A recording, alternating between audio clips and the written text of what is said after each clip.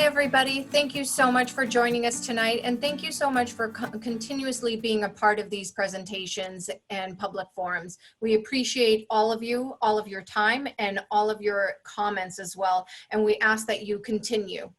I want to introduce myself. I'm Vivian Verbedian from Hill International. I'm the owner's project manager. Along with me from Hill International is Paul Callis as well. We work together hand in hand with the town of Swampscott, as well as coordinating with the Massachusetts School Building Authority, the MSBA, as you've heard various times being referenced, in helping with to make sure this project is not only successful, but it is set up properly and with all of the guidelines being met. The architectural team that we have on this project, LBA, has been fantastic, and I'm going to turn it over to Anne from the LBA team to not only introduce herself and her team members, as well as some of their sub-consultants working on this project in a moment or two. If we could get to the next slide, please. I'm going to quickly run through our schedule before I turn it over to Anne. Currently, we are in the feasibility and schematic phase of this project. Today marks a specific day where we want to get your feedback and comments and insight in regards to sustainability. And we know from previous presentations and hearing from the public that sustainability is very much near and dear to your heart as it is to ours. We welcome your feedback, and in preparation with that, we will have our preliminary design program submitted in July. Believe it or not, July is right around the corner. I know we've all been quarantined at home and we've been exercising social distancing, but I still feel like the months and weeks are passing me by. And July will be here before we know it. The October date is highlighted with an asterisk because that is very important, since that date is where we make the selection and make the submission to the MSBA for our preferred schematic report.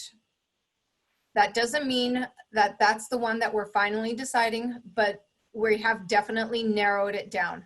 We'll be going through the process and looking forward to by September, where we'll have a district vote and everybody will be able to cast their ballot and vote for this project. Hopefully we have done our part in educating the team as well as the community, and it will be a successful vote, and we look forward to working with this community in building a new school, however form it may be. I'm going to turn it over to Anne right now to introduce the team, and let's get started. Great. Thank you, Vivian. Okay, so, and thank you, Katie. Katie, I kind of love the way you put that as a science-y night. It's true, because we're going to get into the weeds tonight on sustainability and what that all means. But before we do that, I want to, and David, if we could just move to the next slide, I want to back up for a minute. And so for those of you that have attended these previously, you know that we really like to start the project with an understanding of the progress we've made thus far. And so for those of you that are new, this is where we're coming from. These are our goals. Our very first workshops were in January, and this is when we asked the entire town of Swampscott, what do you want? What do you dream of for this project? And so we took that and we distilled this diagram, which really visually depicts what's important to you. And we took that and we developed it into 4 pillars. And the pillars are important specifically because it means that with every decision that we make, as it relates to your school, we put them through the lens or the filter of these four pillars. The first one is education. The second one is site and traffic.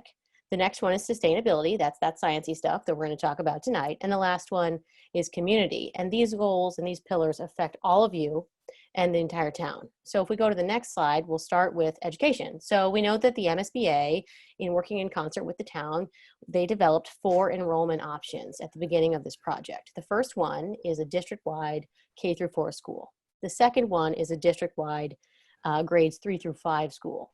The third one is a K-5, but only for half of the district. And then the fourth one is to renovate or rebuild Hadley itself. So you'll notice that option 3, which is K-5 for half the district, is sort of grayed out.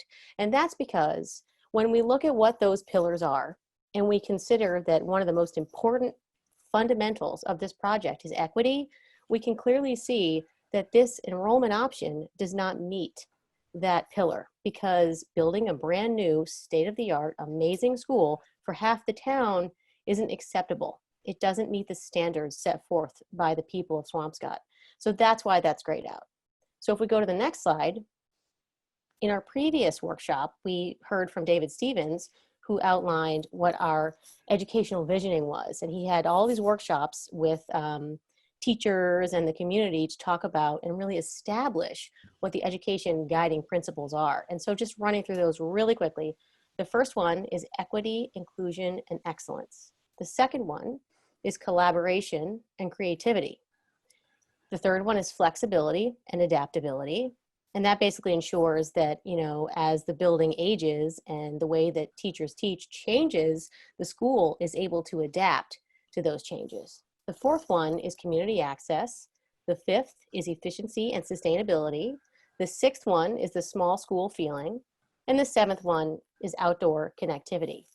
Just as a reminder, it's important to set these goals, these guiding principles for education now as we launch into design, because architecturally, there are spatial solutions to these guiding principles. In other words, there are ways that we as architects at LaValle Berenzinger can design to ensure that we meet every single one of these 7 principles. And that's something that we're going to do. And so that's where we are. That's pillar 1. And David's going to talk about pillar 2, site. Indeed. Good evening, everybody. I'm David Harris. I'm the project manager with LaValle Berenzinger. And just to touch base on site, to refresh people of where we currently are.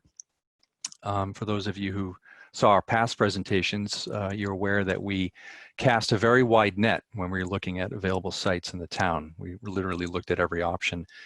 And through the evaluation process, boiled that down to 5 sites, which we investigated even further.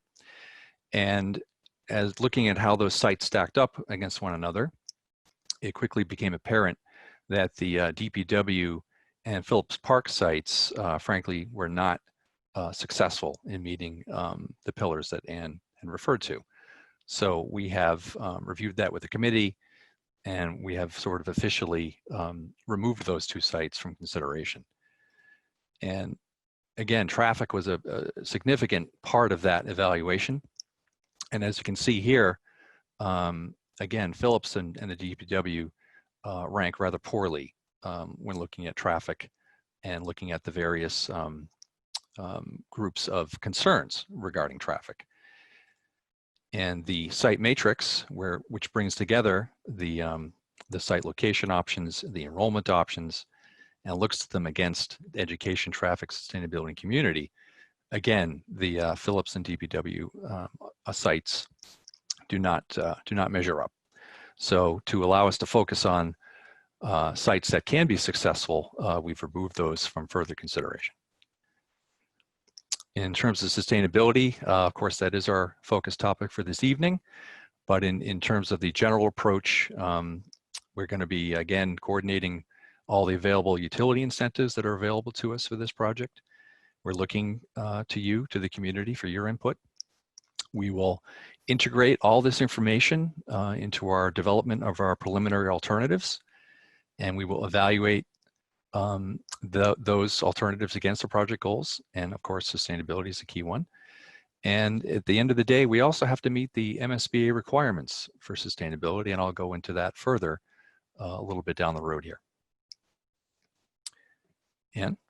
Yeah, thank you, David. So our last pillar is community. And the most important part of this process is the community, because this is your school. And so keeping you involved is incredibly important. So tonight we're going to talk about that sciencey stuff. We're going to talk about sustainability, but please note, write this down, that we do have upcoming presentations, upcoming workshops. On June 16th, we have preliminary options. Now that's going to be a really fun one, because that's when Lee and David start showing you some of their really great design ideas. And so you're going to want to make sure that you attend that one. At the end of June, we have project overview. And then in August 25th, we're going to have final alternatives, meeting number 1. So please write these down and please come back. We really want to keep all of you involved as much as possible throughout this process moving forward.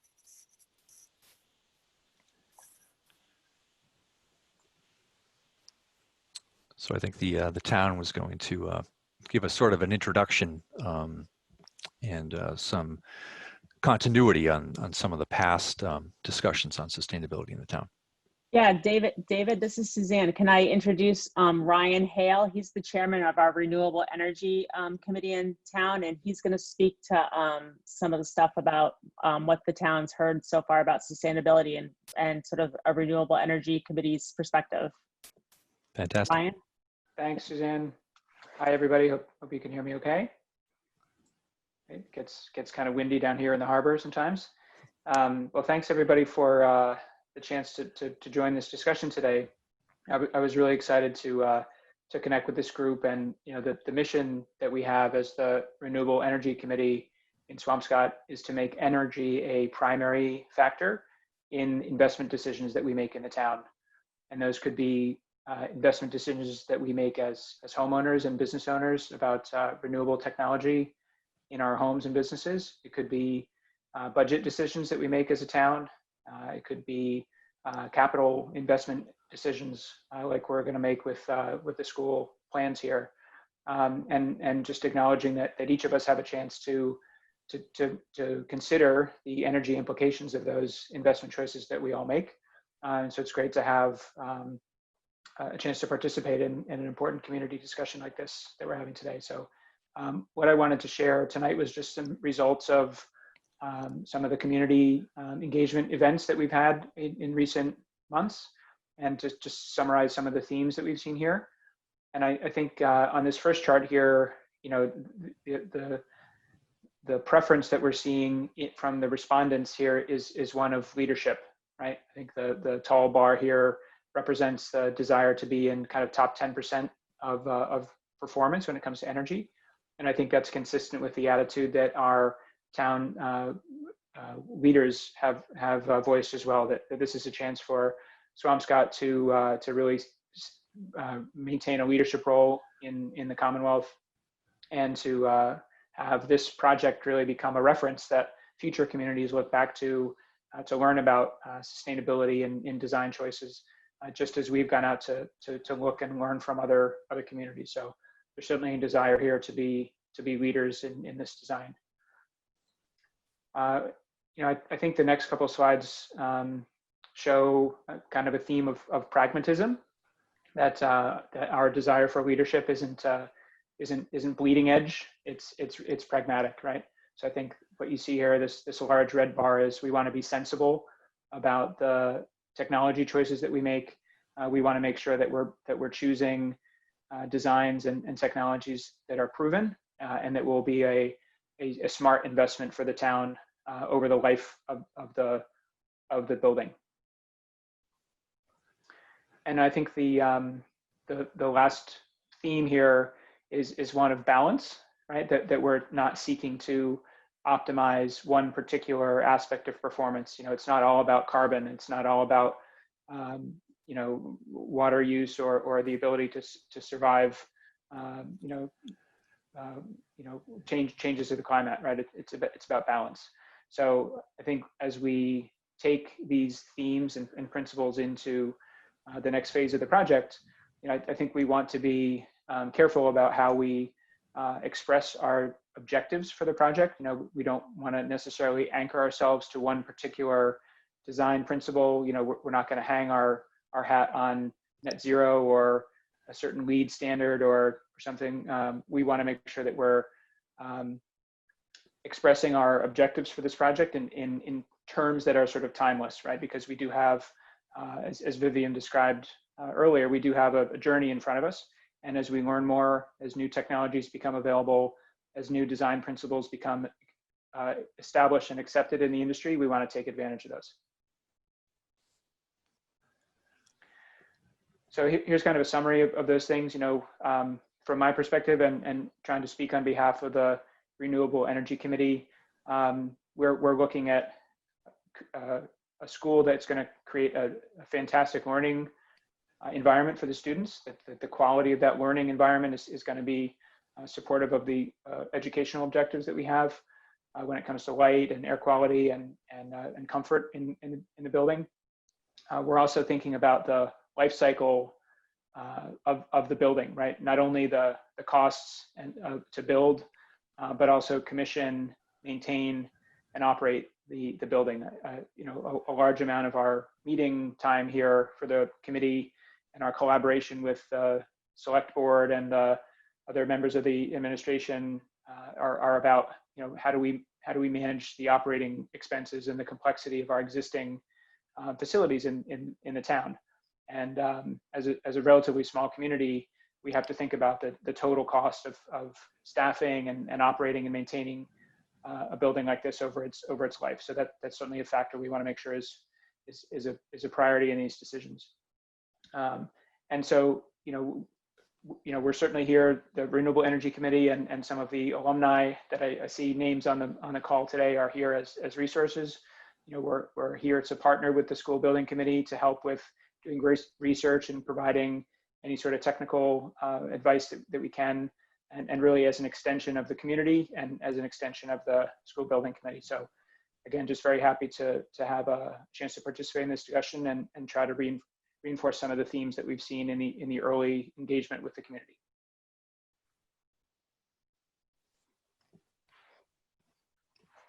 Great. Well, thank you so much, Ryan.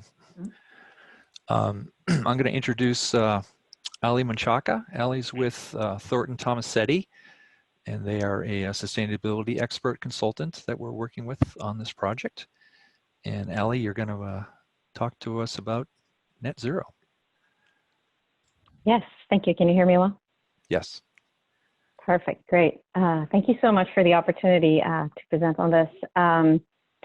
As was mentioned earlier, the project is aiming to be either net zero ready or net zero. And so I would like to introduce some of the concepts and the process that we'll go through to make sure that this project achieves the highest performance possible, reduces the carbon emissions as much as possible, and within a reasonable cost, within keeping financials in mind and making sure that if we're not saving energy upfront, which we hope we do, saving money upfront, there is a very, very small payback.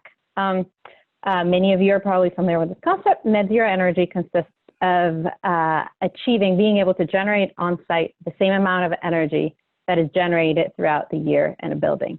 That doesn't mean that you are not connected to the grid. That means that you are typically taking energy from the grid in the colder months where the sun is not as powerful, but when in the summertime, when the sun is up in giving us a lot of energy, then we give that energy back to the grid, the energy we borrowed in the winter time, so that we are effectively net zero, so that we generate as much as we consume. One thing to note is that based on this definition, really any building can be net zero energy. You just need a very big roof or a big site or a lot of money, right? So you could have the most inefficient building on earth be net zero energy if you have enough PVs. And so the real goal is really not to be net zero, is to be very low energy and therefore need a very small amount of PV to achieve net zero energy. So it's not just about net zero energy. So we'll really be talking about how do we reduce that energy consumption. Right, can I click or does someone else click? I'll click for you, Ellie. Okay, great, thanks. If we can go to the next one. One important concept to understand is that beyond net zero energy, there's a concept of net zero carbon that some of you might have heard about. Net zero carbon involves being net zero energy and also eliminating on-site fossil fuel combustion. And in other words, this is an all-electric building. Now, this is key to reducing carbon emissions for a building. Fossil fuel combustion is the biggest contributor to greenhouse gas emissions. And while the electric grid is currently still partially powered by fossil fuels, the state's growth in renewable energy generation means that an all-electric building that currently has about 14% less emissions today, it will have about 60% less emissions in 2050. So very, very important to think about how electricity will be becoming cleaner and cleaner. And so having an all-electric building will effectively allow us to have a zero emissions building. Now, does this mean that an all-electric building has all-electric heat? Yes. Now, some of you might be thinking that using electricity to heat a building can be inefficient and expensive. And this is true for a building that needs a lot of heat and is really inefficient. So the key to be able to have an all-electric building that works efficiently is really to minimize how much heat is needed. In our experience, and I'll talk a little bit more about this in a little bit, but in our experience in working with schools, this is possible. And we can really greatly minimize the amount of heating load by having a well-insulated envelope with minimal infiltration and high-performance HVAC system. And so once we've really minimized the amount of heating load that we have, then that heating load is met by electricity. And sometimes, you know, depending on the systems, you might not need, you might only need a backup electric boiler, for instance, that might never go on. So the goal really is to design for a very low energy consumption first, and then explore the possibility of going for all electric. We can go to the next one. Now, how do we compare, how do we measure energy, and how do we compare ourselves to other buildings? There's a term called EUI, which is energy use intensity, which is, the term is somewhat equivalent to gallons per mile, miles per gallon. Sorry, I always get those two flipped. Miles per gallon for a car, where we are able to compare many different cars using the same single metric. So EUI is the same, but for buildings. And it's equivalent effectively to how much energy is consumed over a year divided by the square footage. And so this allows us to compare a big school to a small school and compare how much energy they consume per square foot. If you go to the next one. So as we look into comparing or understanding how much energy do schools typically consume and what is our goal, what you're seeing here are the EUI, so the energy use intensity, in other words, how much energy a building consumes over a year divided by its square footage, or several buildings that are currently being built in the area. And in orange, for reference, is how much an average school building consumes in Massachusetts. And so one thing to note is that a lot of these schools are in the lower 20s, lower 30s, actually mid-20s to lower 30s. Some of these schools, NZE here indicates that it's net zero energy. So some of these schools are net zero energy, some are not. And a lot of it has to do with, was there enough space on the site to have PVs? Was there enough budget in the project to have PVs? So the reality is that they're all doing their part in reducing how much energy they consume. The goal for this project is to be in an EUI within 20 or 30. So definitely achievable compared to what other schools are doing. Now, just for reference, the EUI for Swampscott schools year in, year out is usually around 80-ish. Last year, Stanley was over 100. And this is because the buildings are old. I'll just tell you, my house, I live in a 1900s, Victorial triple decker. My EUI, the EUI of my house is 70, right? So these schools are consuming a very, very small amount of energy. So they might have more systems, you might have cooling, whereas you might not have cooling, or you might not have as much ventilation as you currently have in your buildings, but you're actually going to be able to achieve it at a much, much lower energy performance. I'll go to the next one. So how do we get to, on our path to net zero, or our path to reducing our EUI or energy consumption? Really the first step, as I mentioned earlier, is focusing on the envelope and making sure that we have an envelope that is insulated, that is rightly insulated. We don't want to overdo it with insulation, but we want to make sure that we have the right amount of insulation. We significantly reduce infiltration. That is very important. Have high performance windows. Envelope commissioning is very important. Making sure that how we design a building, it is how it is built, and how it is built is how we expect it to perform, as well as thinking about exterior shading and other factors. Then we look into reducing loads, right? Lighting. Everyone, I think now at this point, is familiar with LED lighting and understands that it is far more efficient compared to lighting that we used to use in the past. Thinking about smart outlets, occupancy sensors, so that we really eliminate any unnecessary electric energy consumption. As I mentioned earlier as well, HVAC is going to be a key component to get to that EUI range that has been set as a goal. HVAC strategies might include having a ground source heat pump, or as people typically know them, as a geothermal system.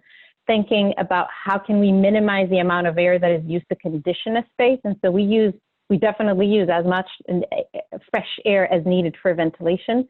But heating and cooling when there are no people in the space can be done through other means. Energy recovery is key. In the wintertime, we warm up a lot of fresh air. And we don't want to just toss it out without recovering that energy. And so thinking about ways to recover energy is very important.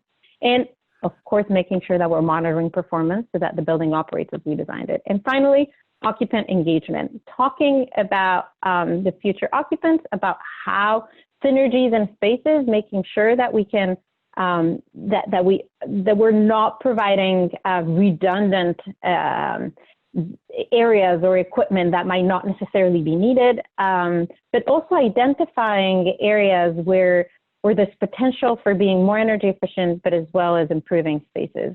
It's also very important to sub-meter and make sure that occupants understand how the building works so that they understand how, how to improve their energy performance. And then what that EUI does is then allows us to then match it with PVs if we want to achieve net zero. And so next steps, if we go to the next one, we'll be using energy modeling to assist in determining most impactful strategies. We'll evaluate the possibility of eliminating on-site combustion. We'll price options. As I mentioned, financial feasibility is very important. And we will also quantify the amount of PV needed. Great. Thanks very much, Allie. I think we're going to take about a 5-minute period at this time to see if there were any questions from the community that we could address on net zero. Thanks, David. Yeah, folks, if you can use the Q&A function, if you're here on the Zoom live. Alternatively, could we put up the slide with the number or the email to use if you want to send in questions because you're not in the Zoom meeting? I thought that was a great explanation, both from Ryan and from Allie. That was fantastic.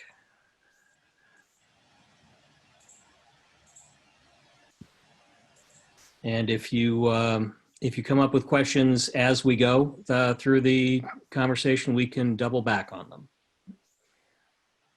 I just wanted to, this is Ryan again, I just wanted to make one comment just to build on some of the stuff I heard Allie say. I think the concept of electrification has been certainly in a lot of people's minds now. We have, Swampscott has an existing arrangement with National Grid to provide 100% renewable electricity to the town. So all of our residents are already receiving electricity that's produced through 100% renewable sources. So if we can get our schools onto a fully electric heating and cooling infrastructure, that would further advance that. We do also have a program that's active for the rest of the month called Solarize Mass, which is a free program for Swampscott, Salem, and Nahant homeowners and business owners to take advantage of incentives from Mass CEC to purchase renewable energy technology. So that electrification concept is great for the town. It's great for homeowners and business owners as well. Great. And Naomi types in, can you talk about PV and its significance? I don't know if that's better for Allie or for... Allie, you want to field that one? Yeah, I'm happy to do that. So PV photovoltaic panels I'd like to, I don't know if the significance was just to expand on what PV meant. This is photovoltaic panels, and it's effectively solar panels. And what we're trying to do is, in order to achieve net zero, we need to be able to generate the same amount of energy we consume by generating energy on site. And at this point, the simplest and most affordable way to do that is through the use of PV or photovoltaic panels. Great, thanks, I Allie. hope that clarified it. There's a question from Tara about some renewable energy question, particularly will the project be solar ready, but not necessarily implement solar? There's a question about a PPA, which could allow us to afford solar as long as it, and that would make it no cost to us. Can you explain what that program might do for us? I'm happy to take that one if you want, David. Sure.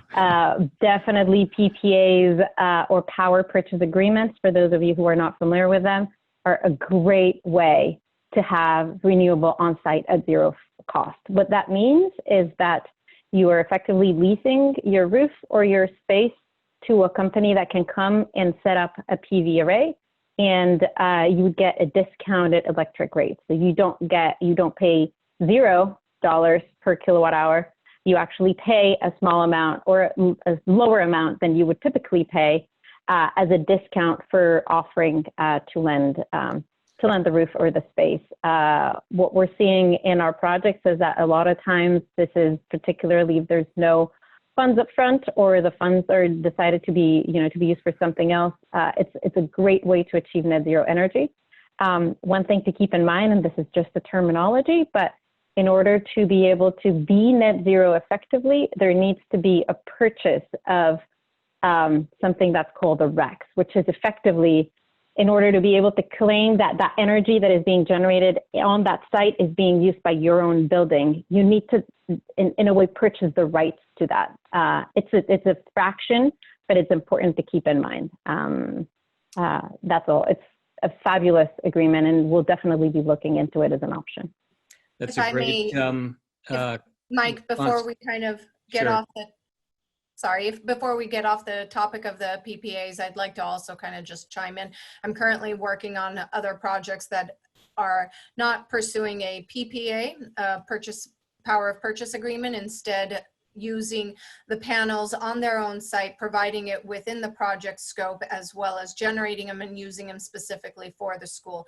And as I had advised that project, I would do the same for here. We could make sure to incorporate all the necessary steps and analyze and effectively, work through the process to see which one is the most cost-effective, beneficial for the project. Because there are, there's a number of ways of achieving the same process, and we'll evaluate them as the time gets closer to that portion.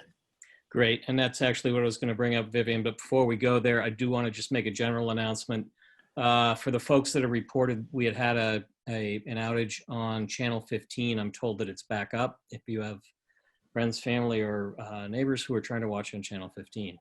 But Vivian, particularly, I think Allie's response is great from a technical standpoint. But for this project, where will we make these determinations, and how does that fit into the process? Perhaps that's for you and David.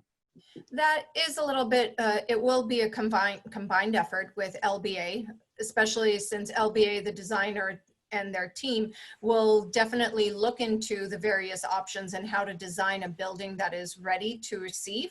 But also with the community and the committee in particular, the school building committee has to collectively and vote to pursue a option for this project to either go PPA, some type of an agreement, some kind of a vote internally has to be made for the team to move forward in that direction. A vote to go PPA or ownership doesn't necessarily have to be done up front, but a decision to move towards a renewable, on-site renewable source might need to be done earlier. And I'm sure David would agree to that note. I would. Yeah, I'd like to add, Vivian, that that decision is a decision that doesn't need to be made for the preferred schematic report. Right. The fall. It can be after that. It's not. So that's something we'll be addressing further down the road. Yes, we still have plenty of time, and I'm positive we'll have many more conversations, arguments, debates, heated conversations about the topic moving forward.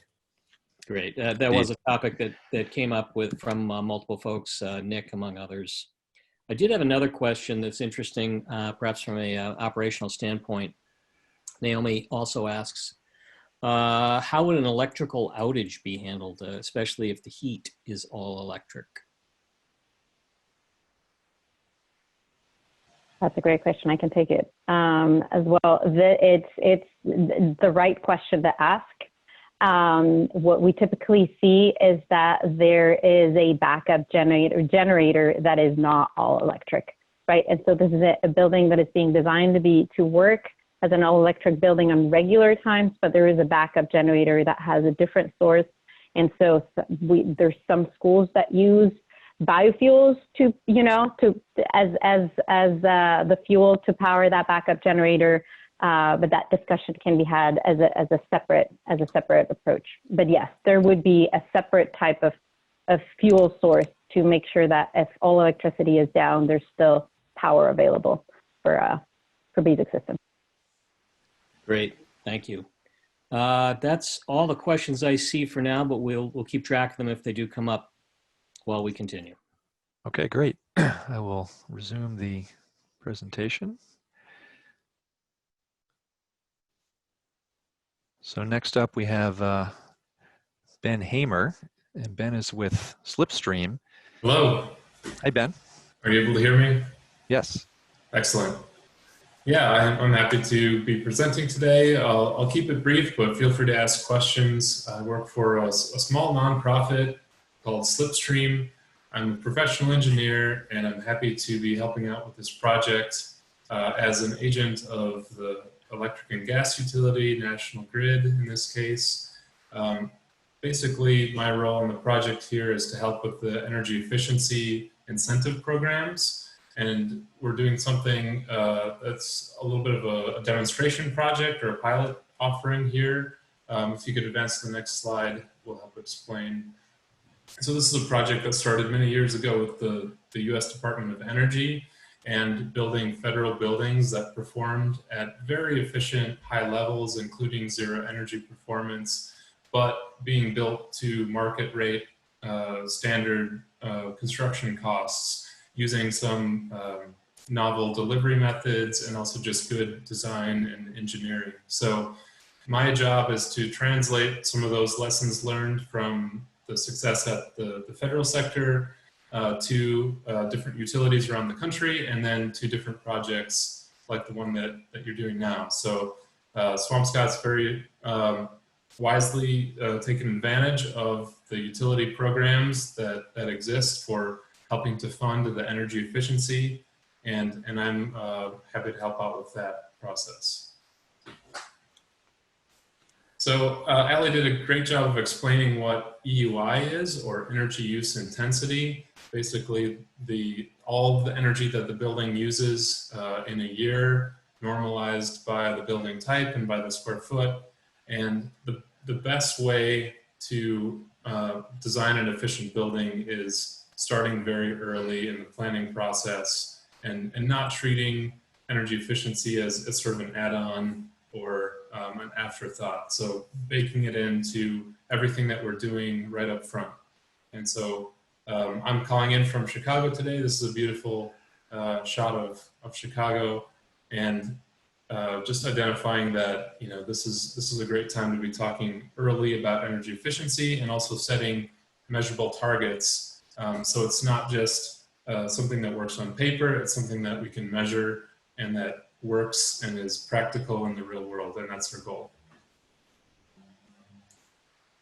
And why is this important? You know, in the 1950s, people were excited about cars and trucks, and we were even excited about, believe it or not, we were excited about fuel efficiency and energy efficiency, but we didn't really have a way to talk about it yet.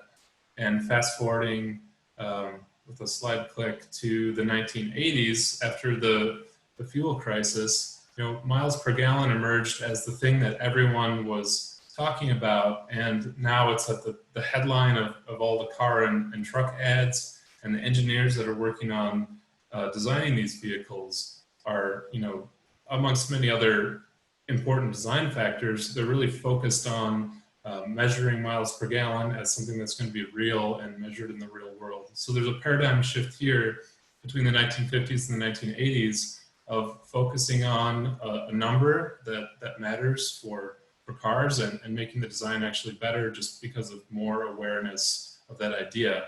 And we're sort of going through that same thing now with buildings, lagging behind the automotive sector a little bit, but now with much more focus on energy efficiency for the built environment and applying some of the same metrics and lessons learned from successes in other industry sectors. So that's why we're talking about energy efficiency and EUI and how to design that early into the process, along with the quality of education and the indoor environmental quality and comfort and all the other things that come along with that. So we can use some really early and sophisticated modeling exercises to identify not only you know, where your schools are performing now, but what a great school looks like, and actually what technology solutions might help us get there. It's important not to focus on the technology solutions right away, but focus on the outcomes that you want.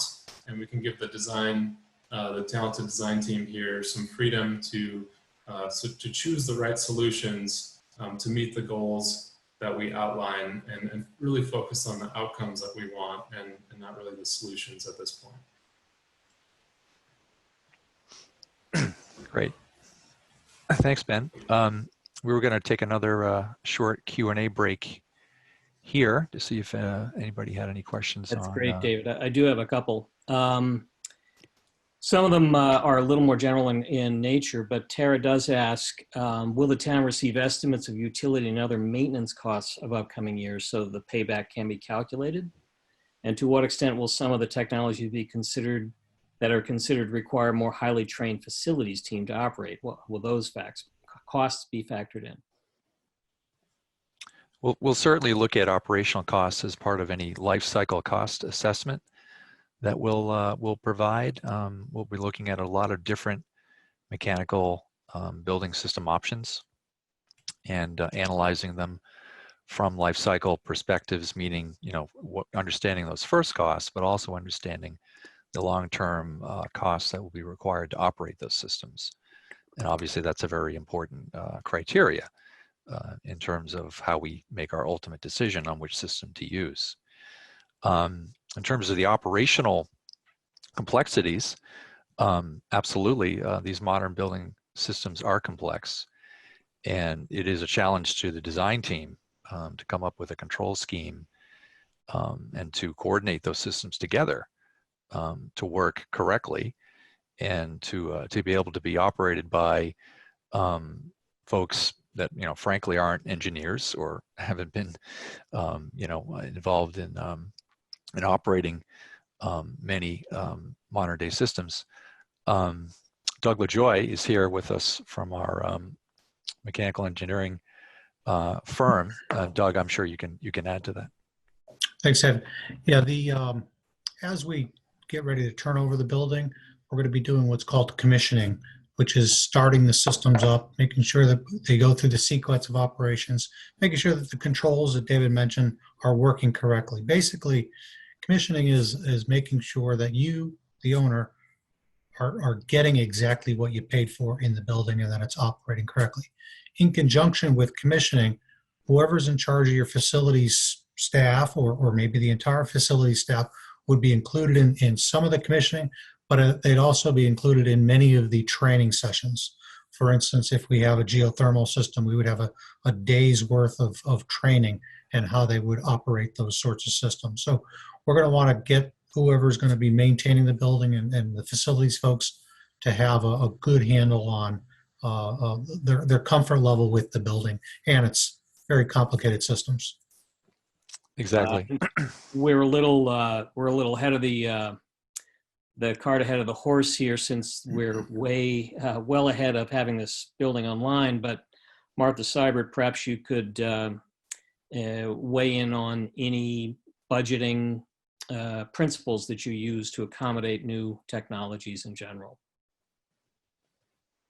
So right now we actually use a energy consultant to procure our electricity and our natural gas. So we're under contracts with providers right now, and we utilize a tool that Tradition Energy has for monitoring decatherms consumed and kilowatt hours. So that's kind of how we're modeling and budgeting right now. Great, thank you. And I'm just going to ask you guys to repeat. There was a follow-up question that was answered in the Q&A offline, but Steve wanted to clarify the backup generator would be operated by a traditional fuel source. Is that correct? Such as? They certainly can be. I mean, most generators are either diesel or gasoline powered. Ali, you mentioned biofuels. That can certainly be an option as well. So we'll look at all those options to see what Swampscott might prefer in terms of a generator fuel source. Great. And Tara also suggests that the commissioning training work that is done, be captured beyond just the people present in some sort of Yes. recording? Yes, I believe the typical MSBA commissioning contract requires training to be videotaped, if you will, just for that purpose, so that the district will have that on record. Fantastic. Okay, I think that's all the questions I see here. Why don't we move on? We still have a full Q&A session at the end, so we do. Okay, so I will talk briefly on MSBA and what they are looking for in terms of sustainable design. So MSBA, that stands for the Massachusetts School Building Authority. As Vivian mentioned, they are the state agency who's participating with us on this project and provides a significant amount of the funding for this project. And the good news is that the MSBA strongly supports sustainable design. They always have as part of their policies, and that's a good thing. So we have a partner in this. The requirement, the sort of baseline, if you will, we have to achieve a basic certification level, either through LEED or through CHIPS, and I can talk about those in a bit. And we also have to exceed the baseline energy code by a 10% minimum value. So you can see that they're already kind of building in an enhanced performance relative to energy. The MSBA also offers additional incentive points or percentages for additional funding if you exceed their baseline. And I was just looking at some of the statistics that the MSBA provides, and it's a substantial amount of money when you achieve the additional reimbursement. It can be up to $1 million plus or minus for each project. So that's good money, and that lets us do good things.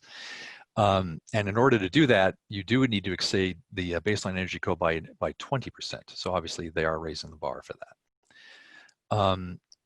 The formal certification program options that the MSBA provides are either LEED or CHIPS. LEED is Leadership in Energy Environmental Design. It's a fairly well-established sustainable design format program. And CHIPS, which is the Collaborative for High Performance Schools, is a very similar program. They both have slightly different emphasis. I would characterize the CHIPS program as more school-centered. LEED tends to try to address all kinds of different building types. Mm-hmm. They do have specific requirements for schools, however. But we will, as part of our assessment, we will look at both of these programs and we will compare them to the project goals, and we'll basically say, hey, look, one is better than the other for Swampscott. So we will support whatever's best for the project. And we've done both of these processes, so we're familiar with how to document them and meet the MSBA's requirements. And as Doug and others have mentioned, commissioning is a key thing for these complex buildings.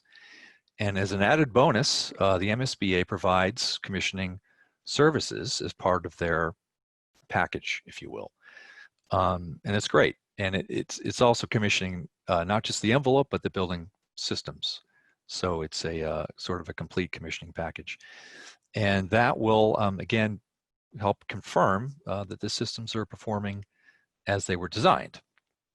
And the systems training, as we noted as well, is a key component of that.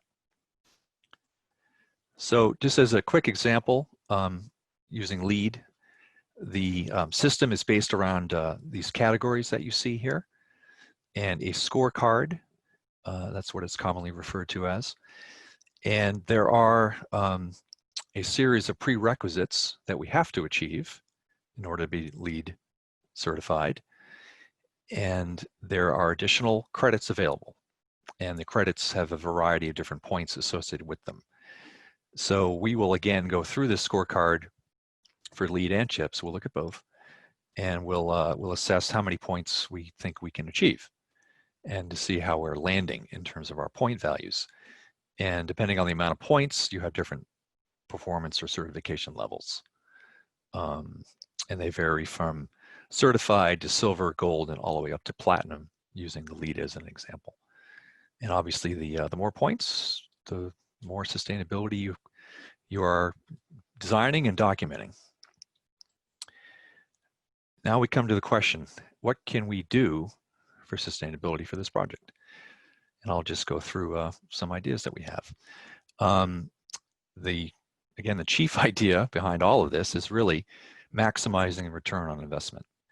As others have mentioned before, there are additional upfront costs that can be associated with sustainability, but they will pay off in the end with reduced operating costs. And we'll look at those costs, we'll do analysis, we'll make sure that we're approaching this in a balanced way.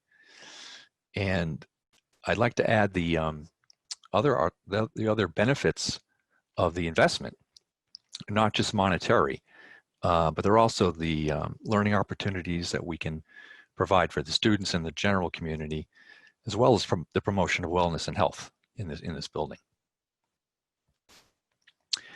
Looking at some site ideas or site strategies, the idea of harvesting rainwater is a great one, and I've seen different rain barrel systems used at public schools where they can actually visually sort of make the connection between rain and we're storing water, and hey, we can use that water for our gardens, which can be on site as well. And those gardens can have obviously some connections with the kitchen. I've seen some programs expand in that way. Electric vehicle charging stations.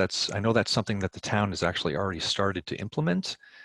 I believe in my conversations with Max at the town that they already have some charging stations at Town Hall, and there's some interest in providing additional locations throughout the town.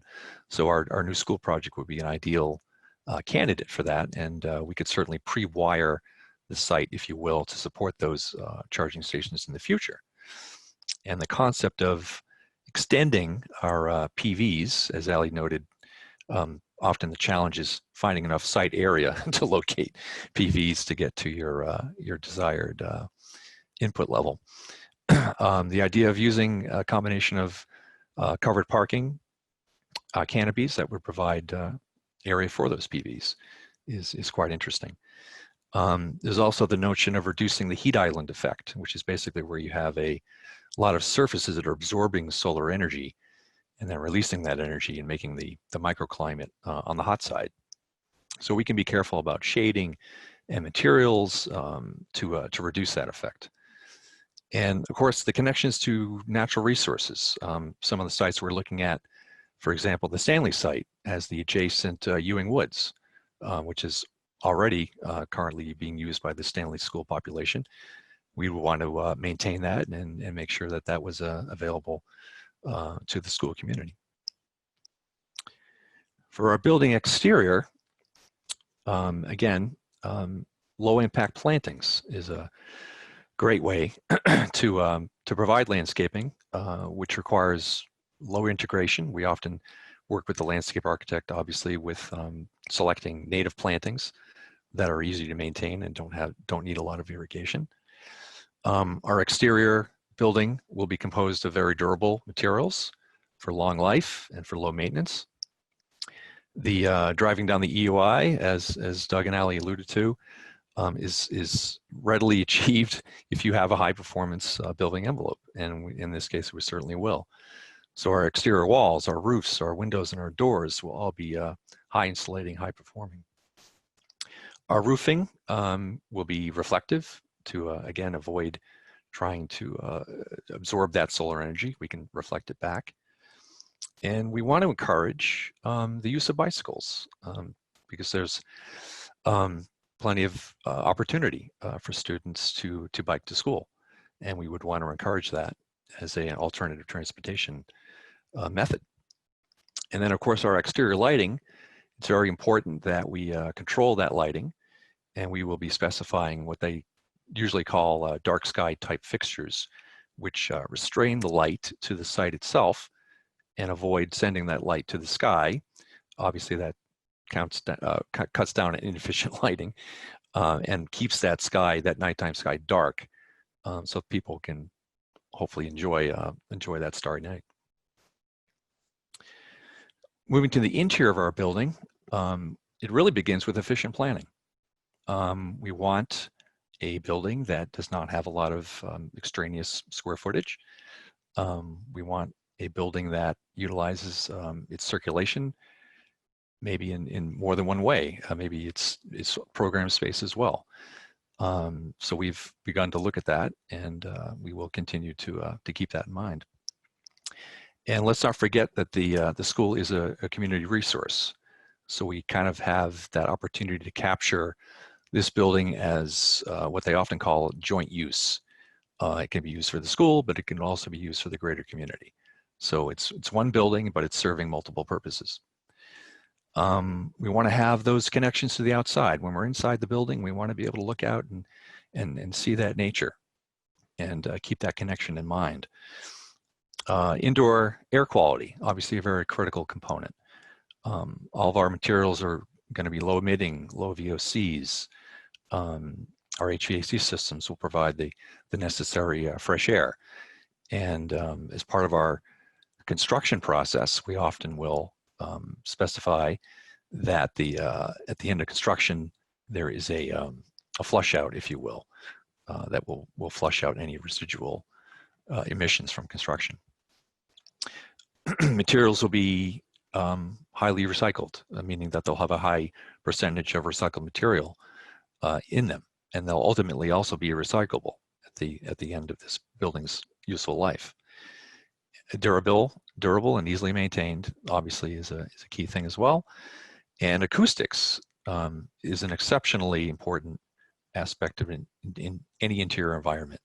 That's very important to reduce fatigue and make sure that the students are hearing the valuable dialogue and information from the teachers, and the performance space as part of the cafetorium, et cetera, will all be acoustically engineered as necessary. Daylighting, a critical sustainable strategy. We have the sunlight. Let's use it. It will reduce our dependence on electricity for artificial lighting. It's also been shown to enhance student performance. People want to be and enjoy being in daylit spaces.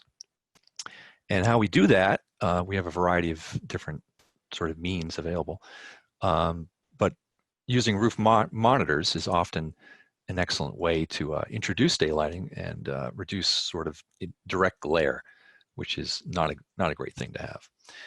And when we look at materials, we'll be cognizant of their light reflectance values to, again, help control and enhance that daylighting experience. And this, of course, extends to the classrooms themselves, where we'll often use light shelves. Light shelves are horizontal elements that we'll use on the outside and inside of the building. And what they do is they shade direct sunlight when the sun is high, and that eliminates some solar heat gain and glare at the windows. And it also provides a surface for that sunlight to come in and bounce and basically be driven even deeper into the classroom, so that you're really maximizing that daylighting and its effect. And we can coordinate that with our lighting systems using daylight sensors to provide some intelligence. So if there's enough natural daylight in the room, hey, those lights are off. At some point, sun goes down, lights come on. And these classrooms will have what we call kind of multi-zone switching as well, which will allow us to provide different light scenarios for different teaching sessions. If you need AV, there might be one different setting. If you want to have emphasis on one area of the classroom, the teachers will have that kind of flexibility. Building systems. We've talked about a few of these ideas. Water use reduction, that'll be done through efficient fixtures, of course.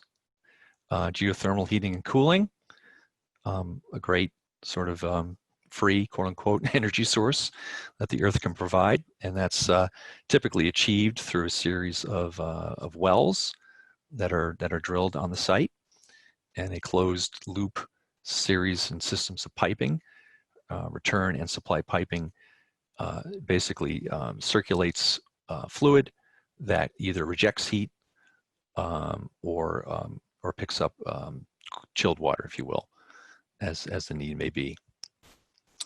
Roof-mounted PVs for both electricity and for also solar hot water heating is a great strategy as well.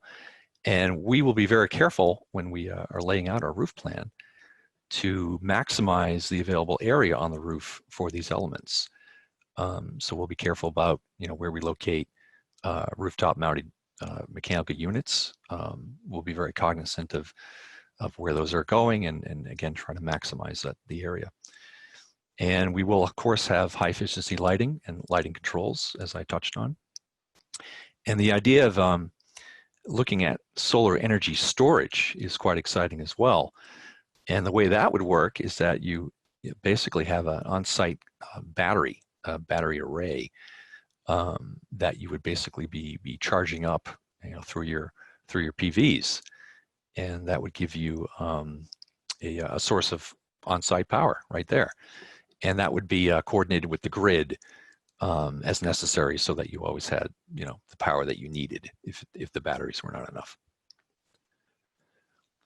And building controls, as Doug had touched on, we will have simple controls, so people can operate their individual spaces, and the facility staff can monitor these systems, make sure they're functioning properly, and be able to service them as necessary.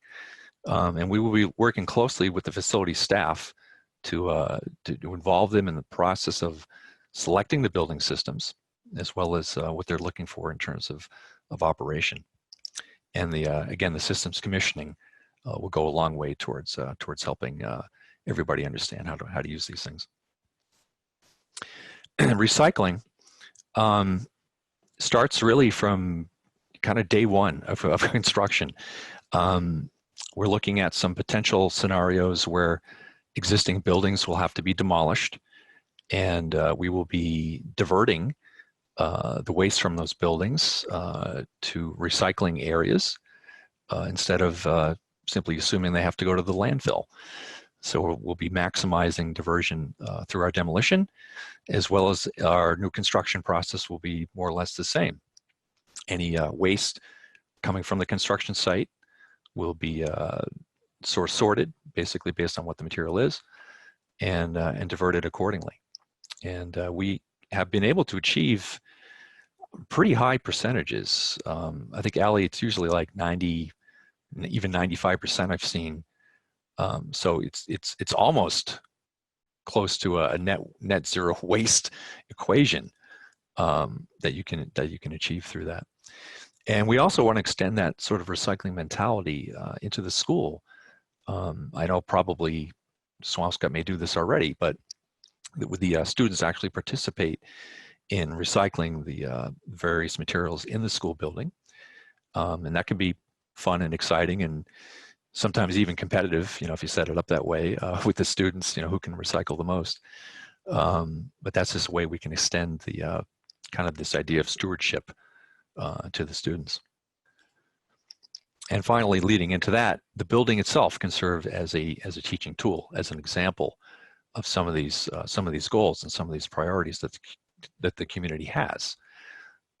We can go so far as to kind of peel back the wall and give people a peek of what's in there. How's that exterior wall actually made, and how's it all work, as well as exposing maybe some HVAC or plumbing systems as well, and labeling those and providing what we like to call kind of learning elements signage, which sort of explains to the students and the general public, why is this here?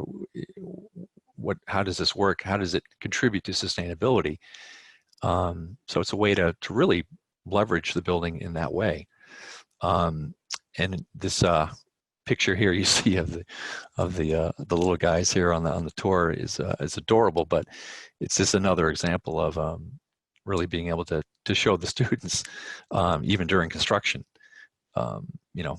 what is this thing, this building? Where did it come from? What's it trying to do? So there's all kinds of fun opportunities there. And sorry, I was going to say it also makes the project seem a little bit more interesting and hoping to encourage future engineers, and Absolutely. gives them the idea that the building is a teachable tool as well. Indeed. So I'm just going to wrap this up by sort of going through some of our next steps specifically for sustainability. We're going to provide regular updates on this topic as part of our future community meetings. There was some discussion with the communications subcommittee of doing a follow-up survey to the community on this topic as well, to capture more voices and more thoughts. As part of our current preferred schematic phase, again, we'll be looking at these opportunities that we just talked about. We'll be looking at the lead and ships programs and reporting back to the community.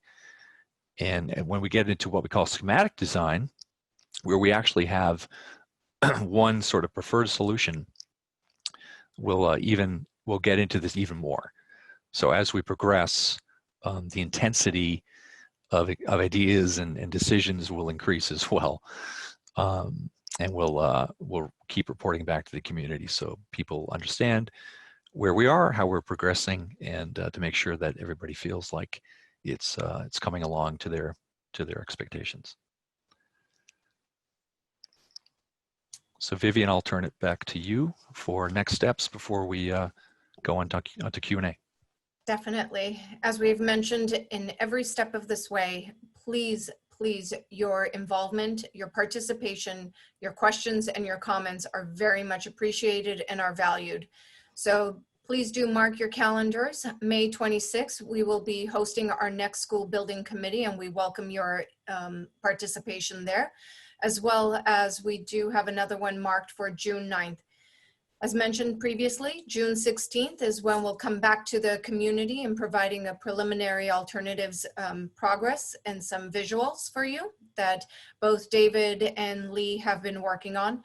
As well as on the 30th, we'll kind of give you an overall project overview before we make our submission to the MSBA in July, as I had outlined in the schedule early on. In between those, June 23rd, we will also have another school building committee. We want to make sure to engage the school building committee as much as possible and keep them up to date and well informed in every step of the process, as well as you. So keep these dates in mind, and we hope to see you soon. Great, thanks guys. That brings us to concluding Q&A. I actually have a question I'd like to bring up, and that is, it seems like, at least for some of these schematics, there are going to be trade-offs from a sustainability standpoint. I assume that's going to be part of our conversation. Particularly, I can imagine from a non-technical person standpoint that geothermal might have different costs and benefits on different sites. Is that a fair assumption? And where does that? Yeah, that is a fair assumption, Mike. Thank you. Yeah, we've actually started to look at the remaining candidate sites through the lens of geothermal, and trying to understand, if there are any impediments to geothermal that we would have to be aware of, and also as we start to develop the site plans, working with the civil engineer and the landscape architect, we're really getting a much clearer picture of the available land area that might be able to support the wells. And Doug, I know you did some initial analyses in terms of the anticipated loads of the building and how that might translate into the number of wellheads we would need. And that's where we kind of have to start looking at the numbers and balancing what we can do. Great, thank you for that. Looking through the questions that have come in, bear with me 1 second. Well, this is an interesting one, particularly in regards to the scoring you've brought up, right? Joyce asks a question that's not entirely on topic for the experts we have tonight, but it's one that's relevant. How is the funding for the school broken down? What's covered by the state versus the town? And I know that's a hard question to ask when we don't even have a site or a preferred schematic in place, but it might be a relevant point in time for you to walk through the how of it, even if we don't know the what of it yet. Sure. I can take that, or Vivian, if you want to take that. David, please feel free, and either Sure. myself or Paul will interject with any other Yeah, information. of course. So as part of any MSBA project, there's a formula that the MSBA provides, and it actually incorporates quite a number of things, all the way from how the town maintains its buildings to whether or not we use a quote unquote model school. And it obviously is related to the financial tax base of the town, correct me if I'm wrong. But there, and the additional incentive points that I mentioned for achieving a high level of sustainability. So the MSBA goes through those factors with their formula, and that generates a reimbursement percentage, which will represent the amount of the project costs that the MSBA will provide. And then the town is responsible for the remaining percentage of the project cost. It's very important to know, though, that percentage of reimbursement by the MSBA is based on the cost of the project that they consider to be eligible for reimbursement. Yes. And Yes. the difference between the total project costs and what the eligible project costs are two different things. And there are various criterias. There's a myriad of them that basically look at whatever that project cost is and making a determination as to whether it's a eligible cost or a non-eligible cost. And subsequently, what happens is that the amount of money that the MSBA actually reimburses a project is kind of a couple of clicks down from what that reimbursement rate is as a result. And it is in really, until the project's really designed and estimated, it's hard to really get a handle on it.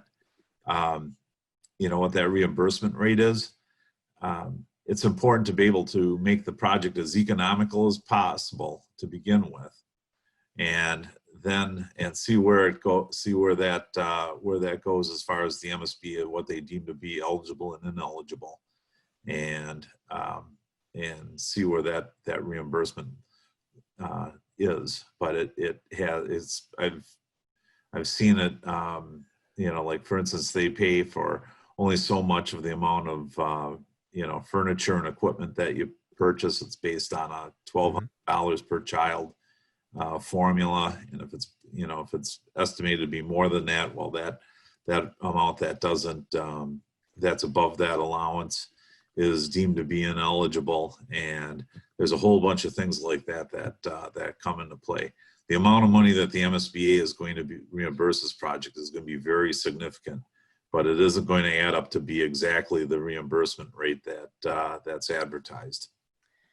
Well, there's another question that I've had from a number of residents during the previous several weeks, and that is, I know we've discussed this at previous meetings, but it would be good to refresh our understanding. What is our best understanding of where the MSBA is in terms of forecasting its funding, given what's likely to happen with state revenues? I know, Vivian, you've had one point of view. Is that still your understanding? That is still the understanding, and very recently, just as yesterday, had conversations with our point contact project manager from the MSBA, and it's still a go. And it's a go at a funding level that's consistent with when we applied. I don't know how we applied. Yeah. Okay.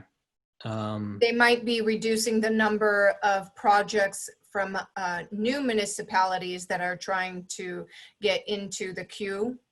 But since Swampscott has already submitted, been approved, and has been moving forward, the funding will be there for Swampscott when they're ready. Understood. Thank you. That's really helpful. Emma asks, what is the EUI, for example, of the new high school? Hill may or may not know that from having been involved before, but isn't electric heat expensive / inefficient?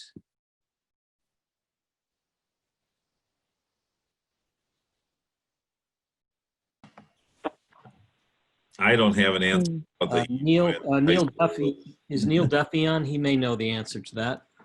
Yeah, Mike, this is Neil. Can you hear me? Yes, thank you. Yeah, so the new high school, the EUI goes up and down for every building every year, but it's usually in the 70s. It could probably do better, but that's where it is right now. And I would just say, I mean, the consultants can talk about electric heat, but electric heat and heating and cooling is not what it used to be, and it's actually very efficient.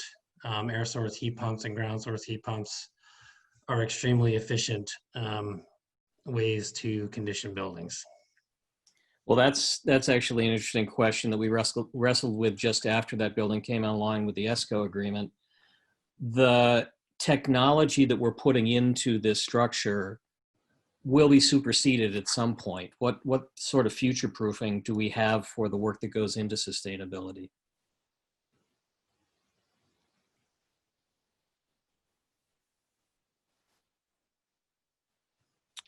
Doug or This Alec, is Ryan. I was just going to make a comment just to say that, I think if we refer back to one of the slides that was shown earlier, step number one is the envelope, right? And I think the envelope is going to be the most important, structure and decisions that we make. That's the part that's not going to be, swapped out or replaced as technologies change. So I think that just reinforces the importance of these sequential kind of choices that we make. And as technologies improve, I certainly understand that for people who might be listening to the discussion today and have their only frame of reference is the baseboard radiators that they might remember in their own home or their parents' home or their grandparents' home, that's extraordinarily inefficient way to heat a building, right? And the systems that we're talking about today are much more efficient and designed for much larger buildings with much larger volumes of air and a passive design. Some of these sort of passive house principles that can actually use the sun and the orientation of the building to retain heat in the winter, to minimize the heating capacity that's required, and try to keep the building cool in the summer to reduce the load on the conditioning unit. So I think if we're following some of these design principles here and thinking about the envelope first, that's going to make a huge impact and minimize the risk that we might be exposed to with some of those other systems that may age out over the life of the building. So just one perspective to throw into the mix. Yeah, to add to Ryan, I think that's a useful metric to keep in mind is that your building, your HVAC system will last about 25 years, 25 to 30 at most, right? So there will be opportunities to go more and more efficient every 25 to 30 years. Your envelope, it's much more challenging to replace, right? And so starting off with a really good envelope is really the best investment one can make. And then HVAC will hopefully get only more and more and more efficient with time. Okay. Mark asks, apologizes, could you review the scoring and how we get credit for points for sustainability toward the MSBA goals? Sure.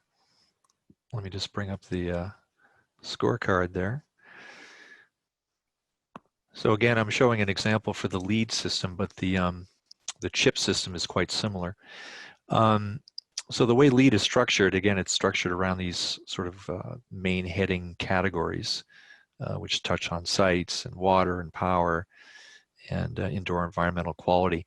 So within each of these categories you see here, some categories have prerequisites, so they must be achieved. So for example, under sites, you must have a construction activity pollution prevention plan. So we will have that. So we will meet all the prereqs. Within each category, there are a series of credits, And without belaboring this too much, some credits are simply 1 point or 0. Other credits have a range of points, and it depends on, obviously, the higher you score under that particular criteria, the more points you can get. And I would use energy as an example for that. That, you know, the higher your energy efficiency is, the more points you're available to get. So you go through that exercise, and you come up with a total. And depending on the levels of points gets to your certification level. MSBA requires certified as a baseline. So each project must become certified. And under LEED, that's between 40 to 49 points. Beyond 49 points and up is great to achieve, but it isn't a prereq or necessity through MSBA. I can also point out that we have the opportunity to, the innovation category is often very interesting, because we can either come up with certain credits that we're exceeding the bar very much above the credit minimums, which can get you some additional points for innovation, or we can come up with our own credit idea and pass that by the lead authorities, if you will. But that's another opportunity for more points. And lastly, there are also the regional priority category.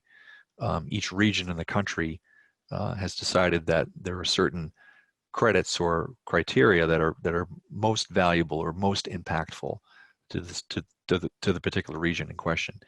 And we'll look at those as they pertain to Swampscott, to Massachusetts, and see if we can actually hit any of those regional priorities as well. So we will again take a really hard look at both LEED and CHIPS and try to understand the structure of the points that we can achieve. And that, obviously, as we go through the design process, that gets more and more defined as we go through. I hope that answered that. Thanks. That's I'm sure that's helpful. I've got one last question here. I'm a little hesitant to raise, but it's come up from the same individual before, and I don't want to ignore this comment. Bill asks, are you someday going to discuss the cost of the school everyone always knew you were going to build, or should we wait for the referendum? I'm not sure who that might be directed to. I apologize to the technical experts. Obviously, that's not directed at you.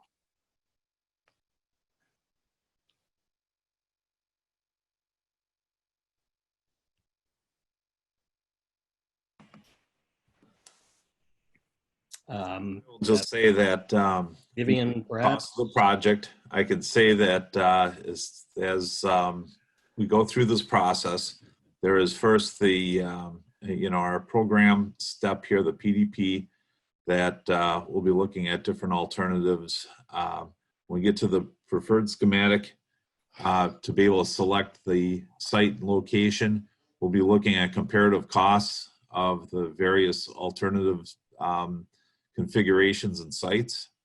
And so that at that point, there will definitely be some numbers that'll be coming out as far as comparative costs. And after a selection is made based on the comparison of those different alternatives to one another and what is the right project for Swampscott, then one of those schemes, it goes to schematic design and gets developed and designed significantly to the point where we will be culminating that process with full-blown cost estimates by 2 estimators and establishing the project budget and the grant application from the MSBA. And that is when the cost of the project and the budget to pay for it is basically set in stone. And that's what goes to the referendum sometime after that. I hope that helps. that may not be the spirit of the question, but I think the information is helpful. David, maybe I have one last question that I'm not sure I quite understand. Steve says in the purple circle chart, estimated costs would be presented today.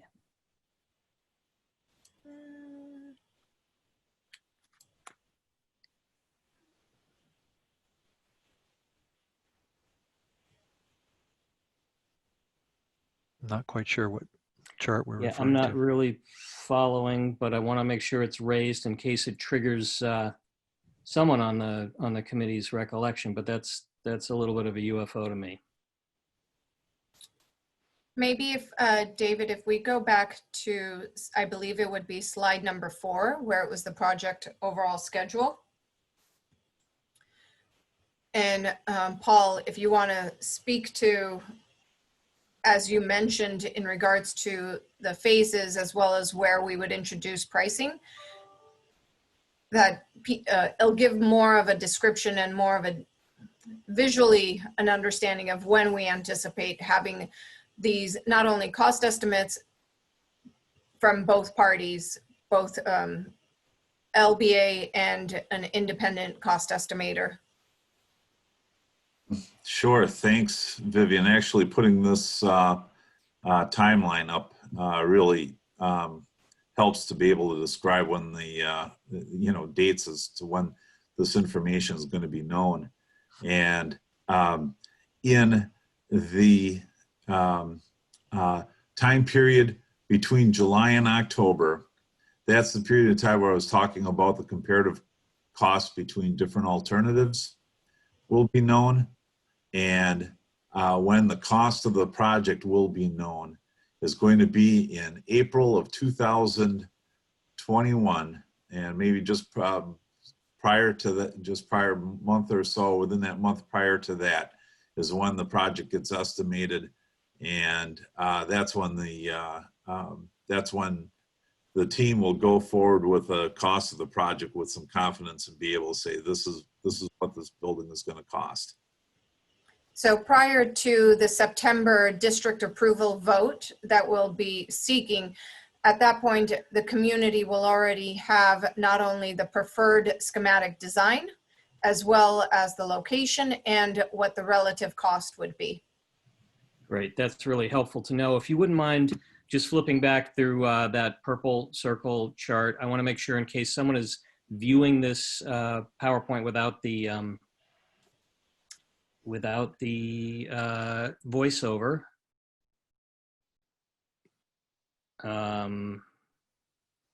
And maybe on the title page, Steve suggests? Title page. I don't see anything on this that suggests when we would know the cost, so I just want to make sure we're not leaving anything confusing out there for people who are viewing the presentation on their own. I think that's about as clear as it can get. So I appreciate everybody's help answering the questions, and certainly enjoyed learning some more about the sustainability aspect of this project. I hope everyone else did too. I'll toss it back to Katie. Thank you so much for joining us tonight. We really appreciate it. Thank you for your candid feedback and for staying with us for the whole time. Both you who are joining us on Zoom and those on Facebook and on the cable access. And especially thank you to those of us who informed us that the cable TV had cut out. So we really appreciate that information so we can get you back on with us. Please, please, please stay informed. Go to the School Building Committee website and make sure you sign up for our emails to get the information about our next meetings. And we really hope to see you in the future as we progress forward and really start to make some very important decisions about this project. There's been a lot of research done so far, but now that research gets turned into some informed decision making, and we would really like that to be a town project. So thank you so much. Good night.